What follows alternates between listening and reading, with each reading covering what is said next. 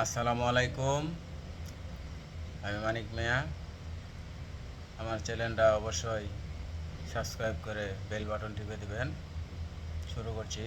বাংলাদেশে ট্রান্সশিপমেন্ট সুবিধা বাতিল করলো ভারত। ট্রান্সশিপমেন্টের মাধ্যমে ভারতের বন্দর ব্যবহার করে তৃতীয় দেশে বাংলাদেশের পণ্য যাওয়ার ব্যবস্থা প্রত্যাহার করেছে ভারত। ভারতের central board of indirect tax and custom CBIC গতকাল বুধবার এ সুবিধা বাতিল করে আদেশ জারি করেছে। সিবিআইসির ওয়েবসাইটে তথ্য জানানো হয়েছে। বাংলাদেশ কেন জানি আমাদের দেশটা বারবার খালি বাধা হচ্ছে। হয়তোবা আল্লাহ তাআলা আমাদের দেশের জন্য ভালো কিছু রেখেছেন,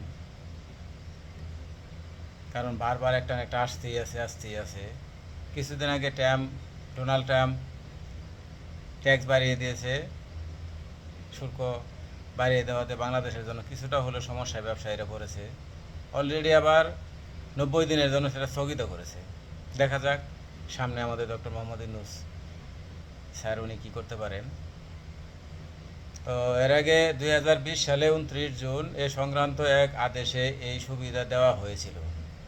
তখন বাংলাদেশ থেকে তৃতীয় কোনো দেশে পণ্য রপ্তানিতে ট্রান্সশিপমেন্টের মাধ্যমে ভারতের কলকাতা বন্দর, নবসেবা বন্দর ও কলকাতা বিমান কার্গো কমপ্লেক্সে ব্যবহার করার সুযোগ দিয়েছিল সিআইসি। এখন সে সুবিধা প্রত্যাহার করল ভারত।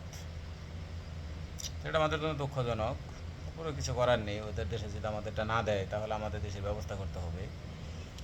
বাংলাদেশকে দেওয়া ট্রান্সশিপমেন্টের সুবিধা প্রত্যাহারের কথা উল্লেখ করে আজ বুধবার একটি বিবৃতি দিয়েছে ভারত পররাষ্ট্র মন্ত্রণালয়। তাতে বলা হয়েছে, একটি বড় সময় ধরে বাংলাদেশকে দেওয়া ট্রান্সশিপমেন্টের সুবিধার কারণে ভারতের বিমানবন্দর ও স্থলবন্দরগুলোতে উল্লেখযোগ্য জট দেখা দিয়েছে। পরিবহন সরঞ্জাম ও অন্যান্য সেবা আইসি তারা তাদের দেশের যানজটের সমস্যা এটা একটা সময় উল্লেখ করেছেন। তো সেটা যার দেশের দায় সবাই ভাববে। হয়তো অন্য কোনো কারণও হতে পারে এখানে। সেটা আমাদের আইন শৃঙ্খলা বাহিনী অবশ্যই খতিয়ে দেখবেন। আর ওদের দেশ যদি ব্যবহার করতে না দেয় তাহলে অবশ্য আমাদের কিছু করণীয় নাইও। তারপরেও চেষ্টা করতে হবে। এক দেশ ছাড়া তার আরেক দেশে রপ্তানি করা অনেক কঠিন হয়ে যাবে। বাংলাদেশের জন্য এটা একটা সমস্যা।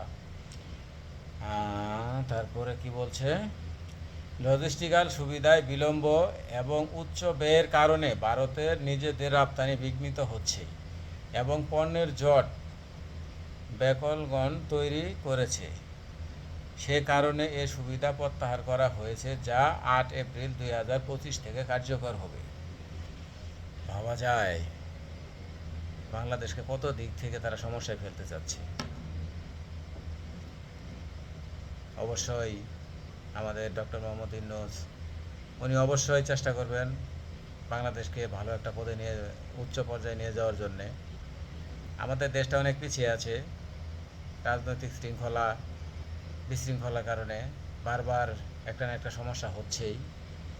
দেখা যাক ডক্টর ইউনূস স্যার কী করতে পারেন। সবার পাশে থাকবেন, দোয়া করবেন ইনশাল্লাহ। আসসালামু আলাইকুম।